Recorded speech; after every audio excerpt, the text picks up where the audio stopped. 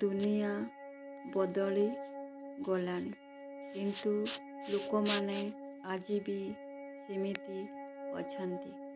ଆପଣ ଯାହା ପରେ ଆଖି ବୁଜିକି ଭରସା ଓ ବିଶ୍ୱାସ କରନ୍ତି, ଅଧିକାଂଶ ସେହି ଲୋକମାନେ ହିଁ ଆପଣଙ୍କୁ ଧୋକା ଦେଇଥାନ୍ତି। ଆଜିର ଦୁନିଆରେ ଏମିତି ବି କିଛି ଲୋକ ଅଛନ୍ତି ଯେଉଁମାନେ ଆପଣଙ୍କୁ ସାହାଯ୍ୟ କରିବାର ଅଭିନୟ କରନ୍ତି, କିନ୍ତୁ ତାଙ୍କ ମନ ଭିତରେ ତୁମ ପାଇଁ ଷଡ଼ଯନ୍ତ୍ର ରଚିଥାନ୍ତି।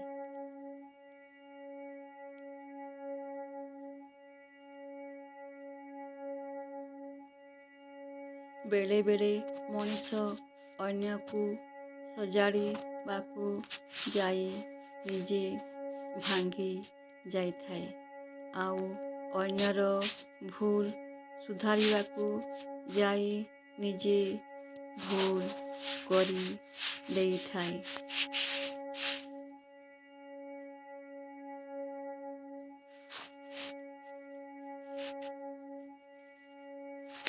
ଜୀବନରେ ଗୋଟିଏ କଥା ସବୁବେଳେ ମନେ ରଖିଥିବେ, ସହିବାର ଶକ୍ତି ଯେଉଁ ମଣିଷ ପାଖରେ ଅଛି, ତାକୁ ଦୁନିଆର କୌଣସି ଶକ୍ତି କେବେବି ହରାଇ ପାରିବ ନାହିଁ।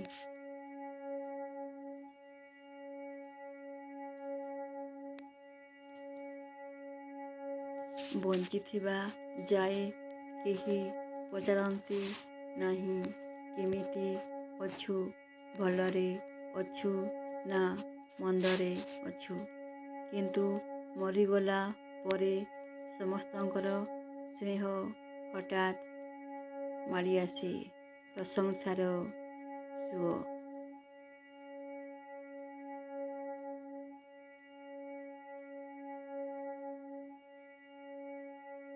ଯିଏ ସମ୍ମାନ ମିଳିଲେ ଗର୍ବ କରେ ନାହିଁ କି ଅପମାନିତ ହେଲା ପରେ ମଧ୍ୟ କ୍ରୋଧ କରେ ନାହିଁ, କାହାକୁ କଟୁ କଥା ମଧ୍ୟ କୁହେ ନାହିଁ, ପ୍ରକୃତରେ ସେହି ମଣିଷ ହିଁ ମହାନ ହୋଇଥାଏ।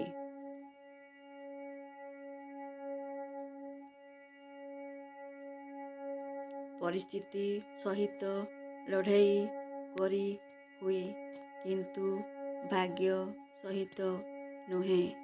ଭାଗ୍ୟ ଏଭଳି ଏକ ଅଜବ ଜିନିଷ, କାହାକୁ ଆଶାଠାରୁ ଅଧିକ ଦେଇଥାଏ ତ ଆଉ କାହାଠୁ ସବୁକିଛି ଛଡ଼େଇ ନେଇଥାଏ।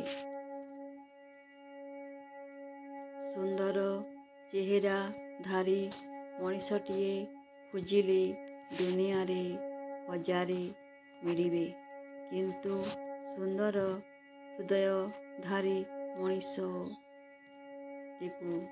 ଭଗବାନ କେବଳ ଭାଗ୍ୟବାନ ଲୋକଙ୍କ ଭାଗ୍ୟରେ ହିଁ ଦେଇଥାନ୍ତି।